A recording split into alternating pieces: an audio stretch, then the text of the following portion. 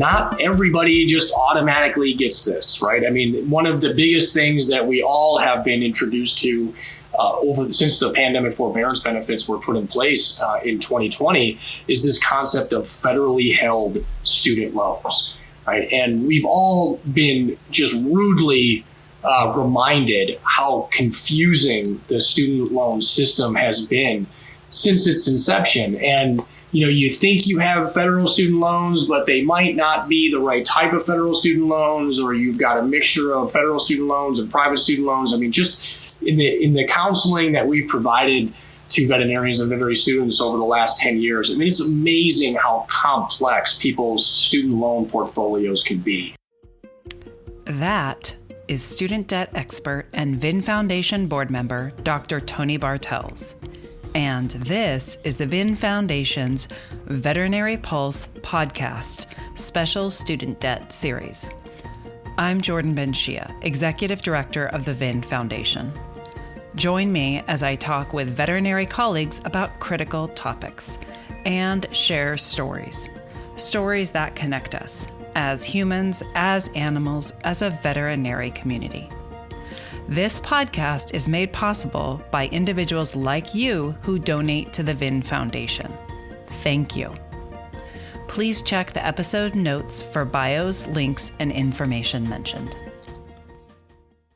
All right, we are back again with another episode of our student debt series, and we are here with VIN Foundation board member and student debt expert, Dr. Tony Bartels, to talk about the latest in student loans. Welcome, Tony.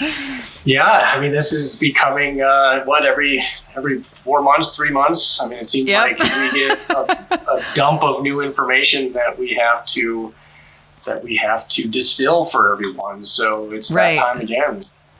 Yeah, and this is probably the biggest news yet since the beginning of COVID when they announced a pause, right? I mean, this one has been threatened for quite a while now, right? So let's dive right in. And 2 days ago on Wednesday, President Biden made a huge student debt announcement, and really one that he's been talking about for a while, everyone's been asking about, but will you share with our audience the announcement? Sure. Well, it's, this one, in addition to the announcement that was made earlier this year in April, are probably the two most consequential. Right. And of course, this one got some huge headlines because we all learned that pretty much anyone with federally held student loans would be eligible for up to $20,000 of cancellation. Now, there's some limits on that, right? And some of those, because the cancellation is targeted mostly towards lower income, middle income families. So there are some income limits on there. So individuals that are earning less than $125,000 or households that are earning under $250,000 would be eligible for up to $20,000 of loan cancellation. Right. And this is, we've been hearing about people wanting President Biden to cancel debt. Is this what we thought it was going to be? Did do you think that people are, it seems like what we're hearing is that some people are not happy because it's not enough, and other people feel like it's too much, right? You can never win. Of course. And I guess that means that you've done a pretty good job. I mean, if you piss off people on both sides, you're probably doing the right thing. So, right. Sure. I think, the amounts, when it comes to veterinarians, right, amounts, the amount of whether it's $10,000 or $20,000 that you're eligible for to be canceled are not necessarily appreciable, right? Now, for folks that have been in repayment for 20, 30 years, I mean, they're going to have a bigger impact here, right? Because they generally have less student loan remaining. This will help to accelerate the elimination of that student debt. But for our, recent grads, anybody that's graduated in the last 10 years or so, I mean, this is really not appreciably going to reduce student loans for most veterinarians, right? But at the same time, if you can get $10,000 or $20,000 of your balance knocked off, what's the old saying? Don't look a gift horse in the mouth, right? Right. Take it. It's still $10,000 or $20,000, right? Exactly, right. And and that's really the most important part that I want to talk about is making sure that you're in a position to take advantage of it, right? Because it's not everybody just automatically gets this, right? I mean, one of the biggest things that we all have been introduced to since the pandemic forbearance benefits were put in place in 2020 is this concept of federally held student loans, right? And we've all been just rudely reminded how confusing the student loan system has been since its inception. And you think you have federal student loans, but they might not be the right type of federal student loans, or you've got a mixture of federal student loans and private student loans. I mean, just in the counseling that we've provided to veterinarians and veterinary students over the last 10 years, I mean, it's amazing how complex people's student loan portfolios can be. And the announcements really hinge on you being able to know whether or not you have the right types of student loans that will benefit from all of these goodies that have been available for, again, federally held student loan borrowers since the pandemic forbearance benefits were put in place March 13th of 2020.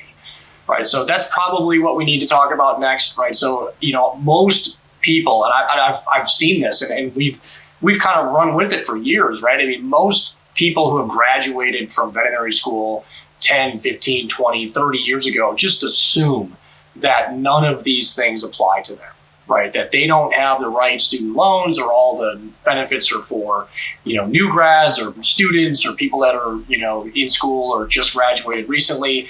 And that couldn't be further from the truth, right? Most of these most recent benefits are aimed at people who have been carrying student loans for a long time, right? Now, that also intersects with the messiness around this federally held student loan concept, right? The people that have been in school, particularly before July of 2010, probably have some of the loan types that wouldn't be eligible for these particular benefits, but you have the opportunity between now and the end of the year, in most cases, to consolidate those loans so you can benefit from these announcements.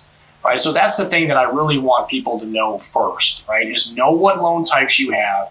And if you don't have federally held student loans right now, you're going to need to consolidate them before the end of the year into a direct consolidation loan in order to receive the $10,000 or $20,000 cancellation if you're eligible. Right, so that's the first step. And so I'm guessing that people's first question is going to be, okay, where do I go to find out what types of loans I have? Yeah, so the easiest way to do this, there's multiple ways to do it, but the easiest way that we've found is for you to recreate or log into your studentaid.gov account. Anyone who has ever received a federal student loan from the Department of Education or either from the Federal Family Education Loan program, which was available prior to 2010, will have information in there, right? So this is, this is the newer version of what FAFSA is, right? So everybody probably remembers FAFSA and their PIN and applying for federal student aid way back in the dark ages, right? But now it all goes through studentaid.gov, right? So you either have to resurrect the account that you have if you ever had that electronic version, or if you predate when the electronic version started, you can create an account with studentaid.gov, right? So you provide them an email, your social security number, and they're going to find any student debt balances that you have on file there, and then you can download your federal student aid data file. And we've got a tutorial for how you can find your federal student aid data file once you're logged into the studentaid.gov website, right? But that file is going to have all of the ugly historical details of your federal student loan borrowing career, right? And those details you can then use to determine not only if you have the types of loans that would be required to consolidate in order to benefit, but also if you received a Pell Grant, right? So one of the thresholds for whether or not you receive $10,000 or $20,000 of cancellation is whether or not you ever received a Pell Grant. And for some of you, that may have been so long ago that you may not remember if it was a Pell Grant or some other kind of grant or some other kind of scholarship. But you're going to want to know whether or not you received a Pell Grant so you can receive that $20,000 of cancellation if you deserve it, right? So, and that's one of the criteria that the Department of Education is going to use to provide that additional amount of student loan cancellation. And we'll put a link to that tutorial and those links in the episode notes as always. I'm guessing the second question our listeners are now wondering is, how do I begin to consolidate? And so, yeah. Yeah, so I mean, just one step there once you have that student aid data file, then I would encourage you to go over to vinfoundation.org, the Student Debt Center. Right, so go to the My Student Loans tool. It's also the same place that we have the tutorial on how you can find your student aid data file. But you're going to upload that student aid data file. It's an ugly .txt file. You're going to upload that file into the My Student Loan tool, and we have alerts set up that will tell you if you have the loan types that require you to consolidate.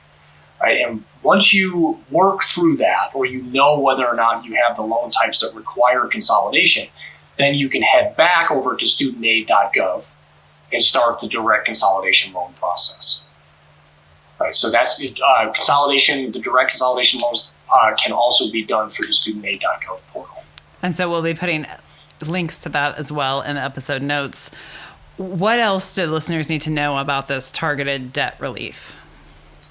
Yeah, it's time limited, right? So they're going to, and that's part of the other piece of the announcement, which extended the pandemic forbearance benefits through the end of the year.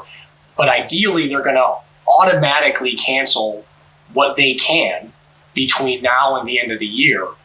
And in the meantime, they're also going to produce some kind of application. So if you don't automatically receive the cancellation, you can apply for it. Right. But again, you have to consolidate your loans if you're in that group of folks who need to consolidate before the end of the year in order to receive any cancellation that you may be due if you fall under the income limits or have received a Pell Grant.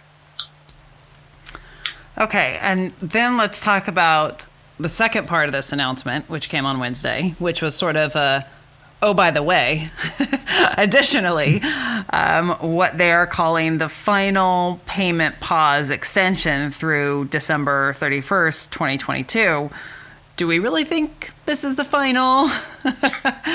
Yeah, I mean, they've definitely used the word final and one last time. And, you know, they've been a little bit more, I guess, strict about it this time. Who knows, right? I mean, it's been extended so many times now, and they've said final before.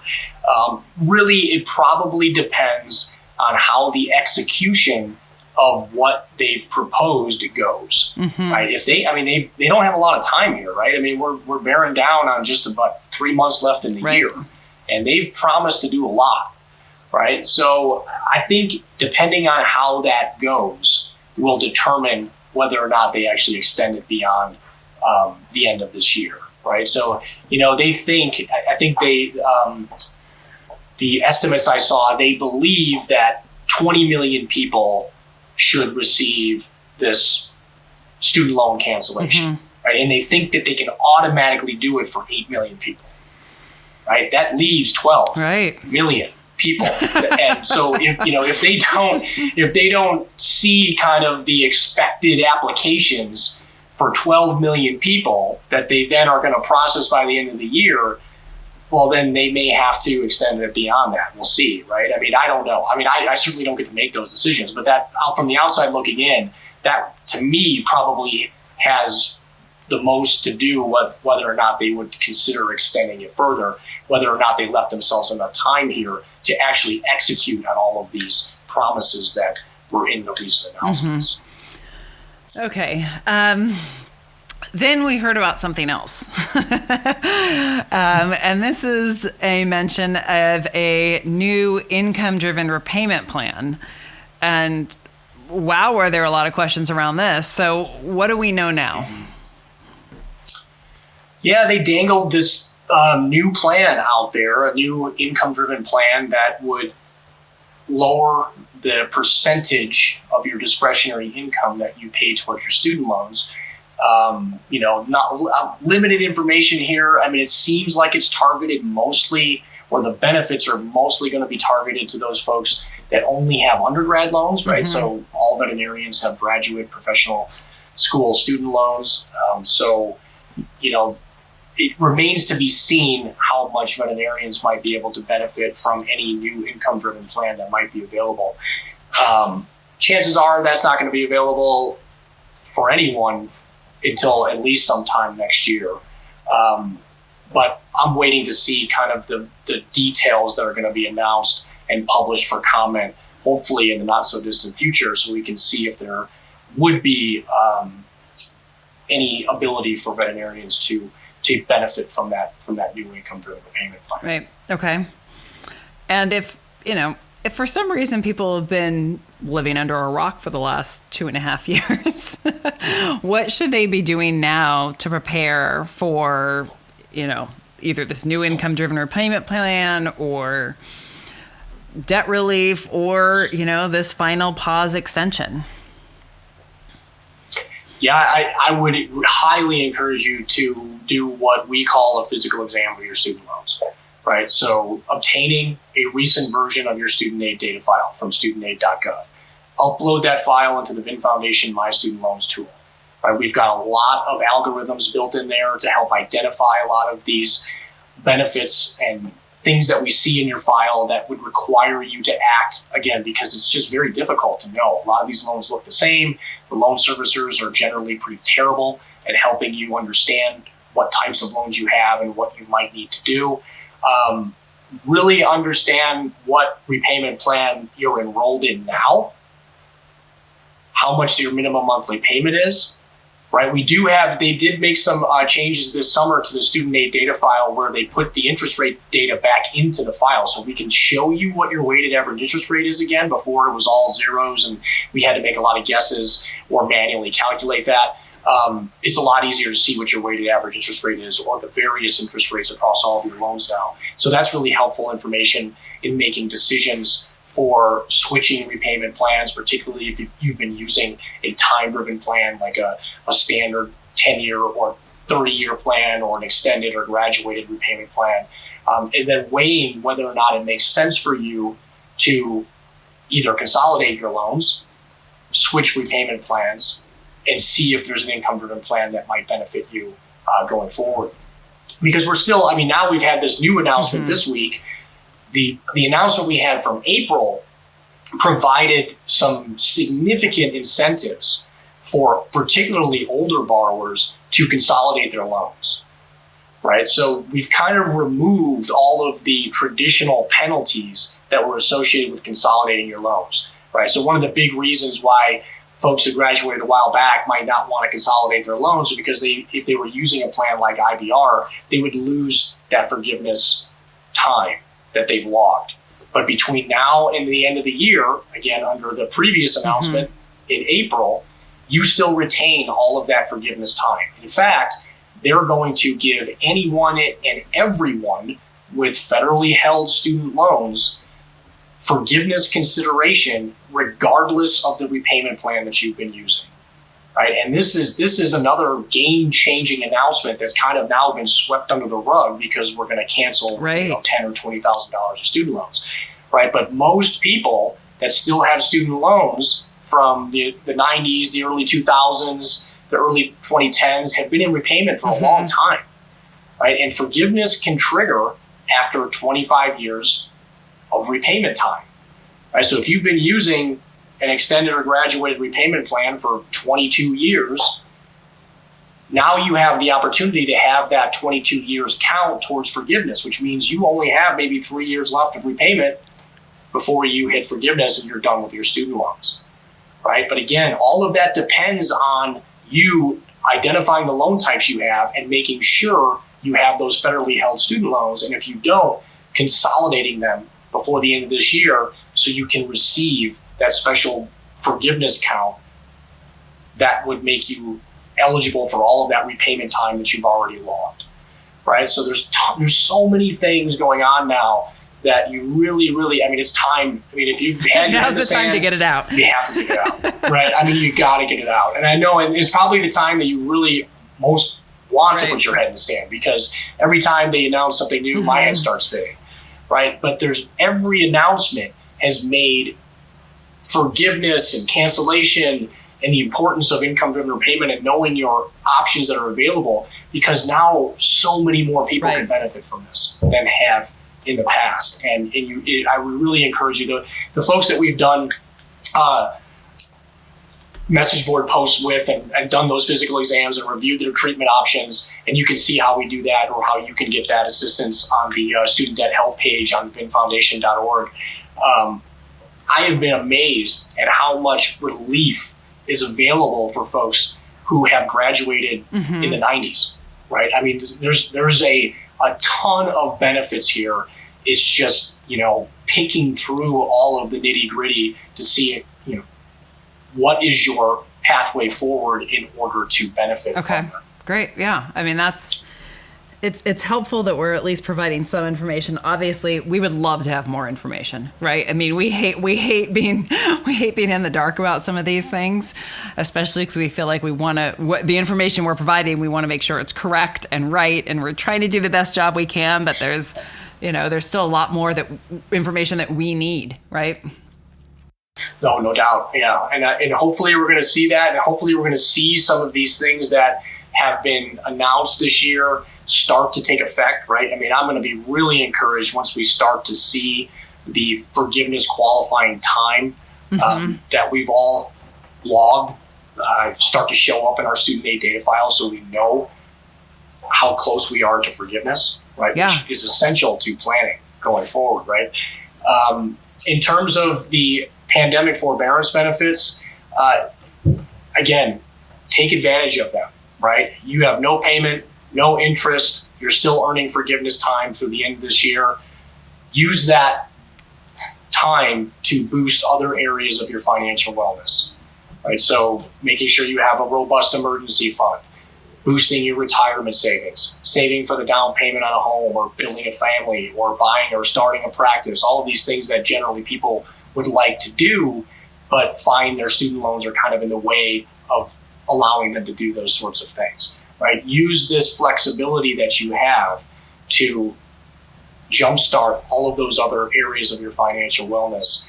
And your student loans, again, they're going to kind of, after we see how much forgiveness time we all have available, you may be closer to having your loans gone than you ever thought, right? So there's really no good reason financially to make payments towards your student loans right now while there's no payment due, there's no interest accruing, and there's a good chance that you may end up having them forgiven, right? If anything, take advantage of the opportunity the pandemic forbearance benefits provided to request a refund.